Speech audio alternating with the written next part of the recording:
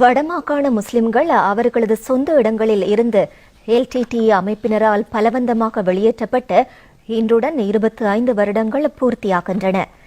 இனி இது தொடர்பான ஓர் கண்ணோட்டம்.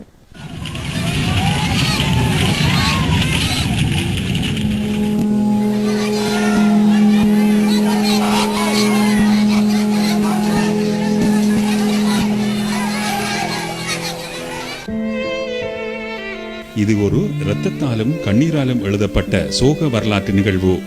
கருப்பு அக்டோபர் 1990 ஆண்டு அக்டோபர் மாதம் 30ஆம் தேதி இன்று போல ஒரு தினத்தில் வடக்கில் வாழ்ந்த 1 லட்சத்திற்கும் மேற்பட்ட முஸ்லிம்களை விடுதலை புலிகள் இன சுத்திகரிப்பு செய்தனர். தமிழ் தேசியம் பேசி தமிழ் தனித்துவம் காக்க போராடும் அமைப்பாக காட்டிக்கொண்டு LTTயினர் தமது பயங்கரவாத முகத்தை முஸ்லிம்களிடம் காட்டினார்கள்.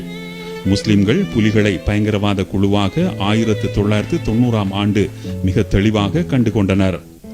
LTTயினர் முஸ்லிம் வியாபாரிகளை கடத்தினார்கள். பல இளைஞர்களை கடத்தி கொலை செய்தனர். படிப்படியாக உச்சகட்டமாக அனைத்து முஸ்லிம்களும் 1990ஆம் ஆண்டு அக்டோபர் மாதம் 30ஆம் தேதி யாழ்ப்பாணம் ஒஸ்மானியா கல்லூரிக்கு வருகை தர வேண்டும் என்று LTTயினரால் உத்தரவு பிறப்பிக்கப்பட்டிருந்தது. வடபகுதி முஸ்லிம்களுக்கு 2 மணித்தியால குறுகிய கால அவகாசமே கொடுக்கப்பட்டிருந்தது. பின்னர் அவர்கள் தம்முடன் 500 ரூபாய் மட்டும் எடுத்துச் செல்ல அனுமதிக்கப்பட்டனர். வடமாகாணத்தின் அனைத்து முஸ்லிம்களும் அனைத்தையும் கைவிட்டு உடுதுணிகளோடு மாத்திரம் வெளியேற்றப்பட்டனர். இதற்கு முன்னர் மன்னார், வவுனியா, முல்லைத்தீவு, கிளிநொச்சி மாவட்ட முஸ்லிம்கள் புலிகளால் துரத்தப்பட்டிருந்தனர்.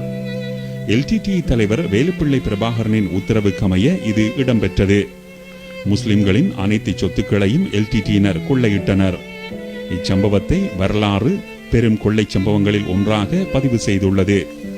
முஸ்லிம்களின் பல கோடி ரூபாய் சொத்துக்களை சொற்ப நேரத்தில் LTTயினர் அபகரித்துக் கொண்டனர்.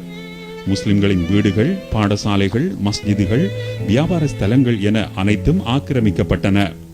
யாழ்ப்பாண முஸ்லிம்கள் வெளியேற்றப்பட முன்னர் பல இளைஞர்கள் புலிகளால் கடத்தப்பட்டனர். அதனைத் தொடர்ந்து வியாபாரிகள், சமூக தலைவர்கள் கடத்தப்பட்டனர்.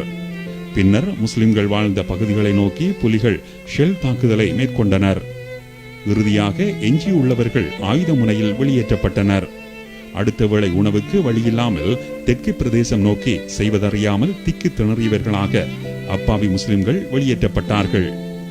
புத்தளம் பிரதேசத்தில் அநேகமானோர் அடைக்கலம் தேட ஏனையோர் நாட்டின் 4 புறமும் சிதறிச் சென்று குடியேறினார்கள். இன்றும் புத்தளத்தில் ஆயிரக்கணக்கான வடபுல முஸ்லிம்கள் வாழ்ந்து வருகிறார்கள். விடுதலை புலிகள் வடக்கை போன்று கிழக்கு மாகாணத்திலும் முஸ்லிம்களுக்கு பல துன்புறுத்தல்களை கொடுத்தனர். 1990ஆம் ஆண்டு ஆகஸ்ட் மாதம் 3ஆம் தேதி காத்தான்குடி பள்ளிவாசலில் தொழுகையில் ஈடுபட்டிருந்த 105 முஸ்லிம்களை அதே இடத்தில் கொலை செய்தனர். அதே வருடம் ஆகஸ்ட் 12ஆம் தேதி ஏறாவூர் பள்ளிவாசல் மீது பயங்கரவாத தாக்குதல் மேற்கொள்ளப்பட்டது. இதில் உயிரிழந்தோரின் எண்ணிக்கை 168 ஆகும். வடபுல முஸ்லிம்கள் இந்த இருள் சூழ்ந்த யுகத்தை இன்றும் பெரும் கவலையுடன் நினைவு கூறுகின்றனர். இந்த வரலாற்று சோக நிகழ்வு தமிழர் போராட்டத்தில் ஒரு கரைபடிந்த அத்தியாயத்தை தோற்றுவித்தது என்பதில் ஐயமில்லை.